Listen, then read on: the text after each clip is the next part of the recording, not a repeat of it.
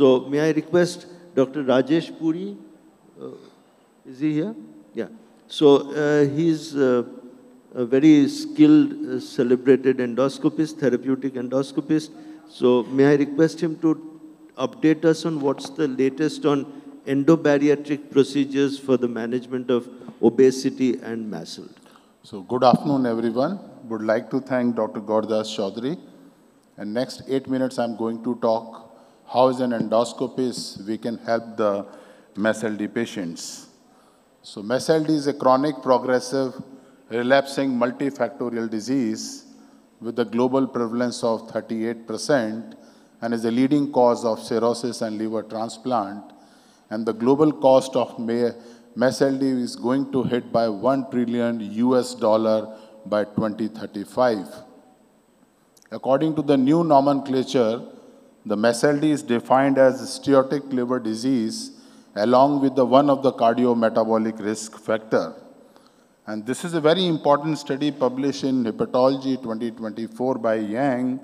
And according to this study, as the number of cardiometabolic risk factor increases, the advanced fibrosis is going to increase, meaning that while treating the patients, you should not only look for the obesity, but you should also address the cardiometabolic risk factors. As an endoscopist, we have a gastric EBMT and the small bowel EBMT.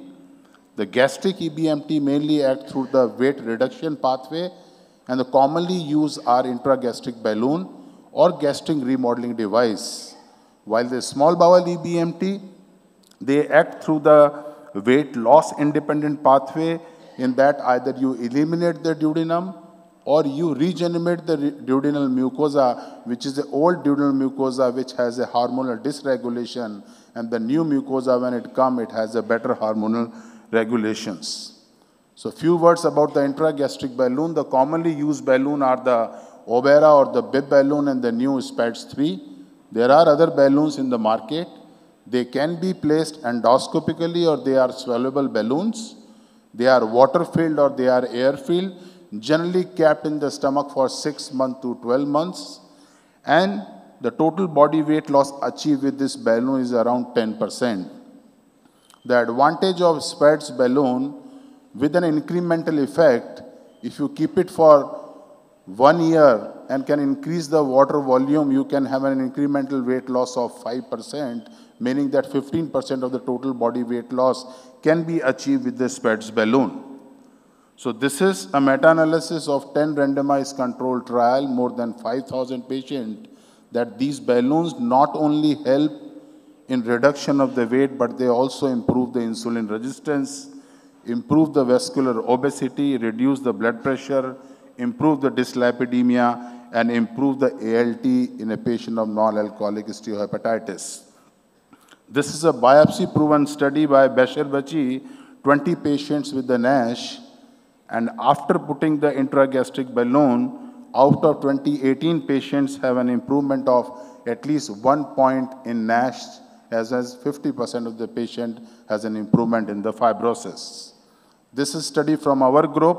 Intragastric balloon are safe in decompensated cirrhotic patients and may improve the transplant fitness among the patients who are on the wait list. The second commonly used device is gastric remodeling device, and the common device is overstitched by Boston Scientific.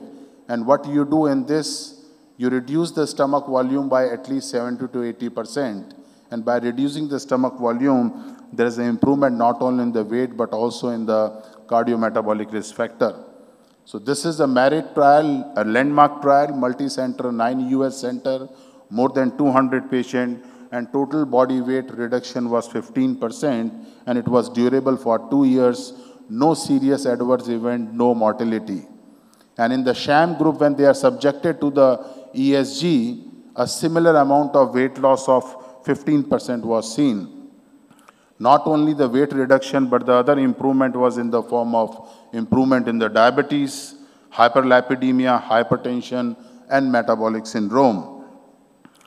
This is another trial by Pichimol, that is an endoscopic gastric remodeling by the pose.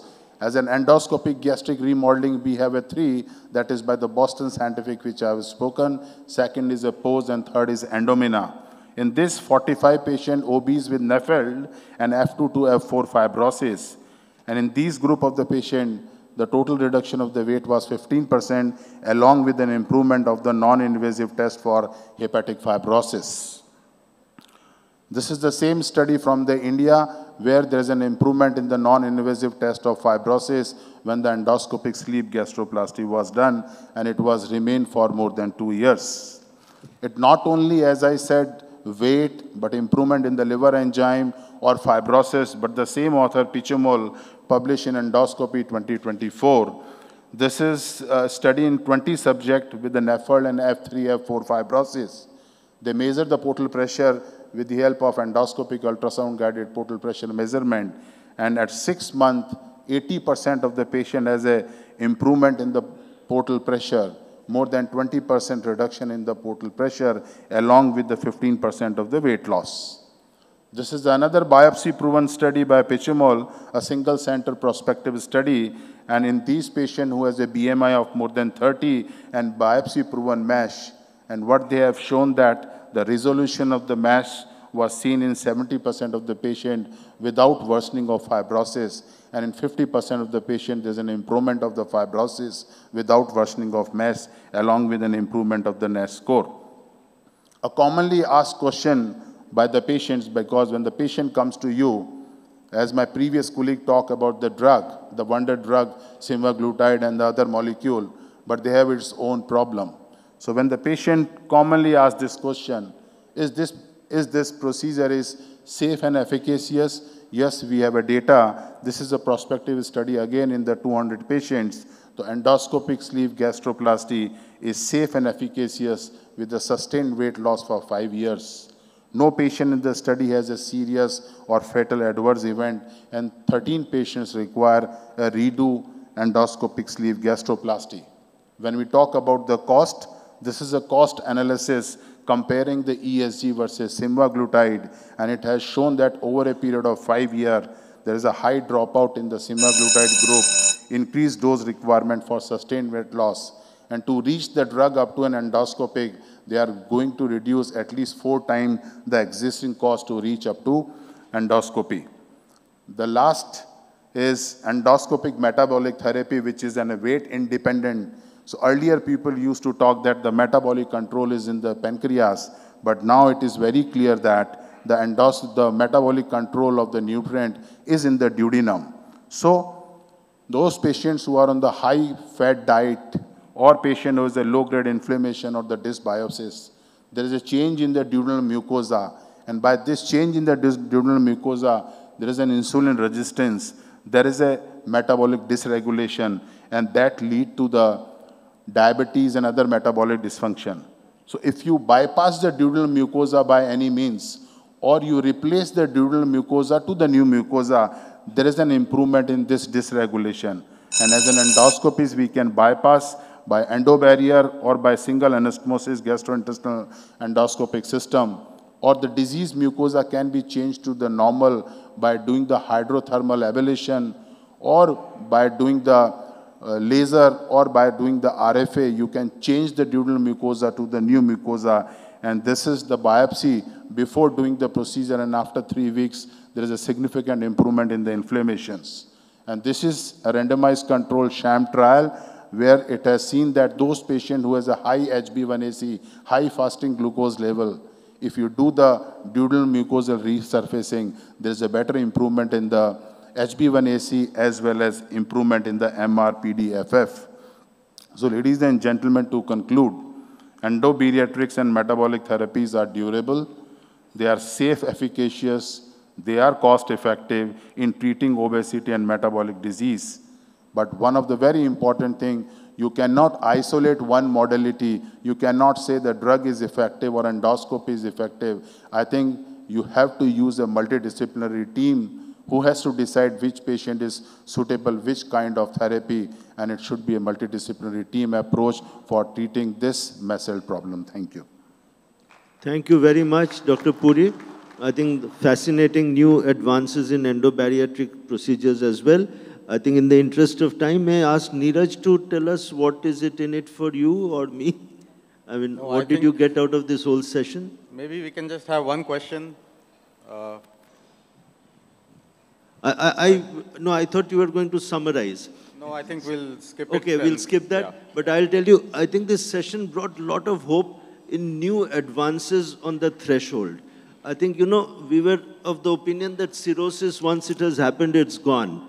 And I think it raises a lot of hopes that it's not just early stages of fibrosis, but even liver cirrhosis where one can hope to tackle and try to achieve reversal. I think the app is one of the most useful things that patients need to be updated, or, you know, once you have a very good, friendly app, that can make a lot of difference. And we have to make people more app-friendly because everybody has a smartphone. And I think Dr. Puri's talk on endobariatric procedures, we, in fact, in my next session this time, we couldn't do that. We need to have a discussion, not a passionate discussion, but a, you know, practical, pragmatic discussion on the costs and the implications of therapies on the patient's long-term pocket, because it's still an out-of-pocket expense for most Indians. So I think that those are issues, and safety, of course, would come in. So with that, may I thank everybody, I mean, particularly the speakers, Dr. Koshi, my co-chairs, and you know, I'm a little pressed for time because we need to meet at 2, because many people have flights to catch, and therefore the hall is going to be empty by 4:30, and I don't want the last session to be missed out. Immediately post-lunch, we'll move to the decompensated liver cirrhosis, and from decompensation to future of NAFLD. So the 3 talks by the 3 eminent speakers. Thank you. Let's go for lunch. There'll be a group photograph, please. And I have some announcements from the organizers. Those who have not checked out, please check out from your rooms. And we have exactly 30 minutes for lunch. And I've been told it's a MASLD friendly, high protein, low carb lunch. So 30 minutes, please.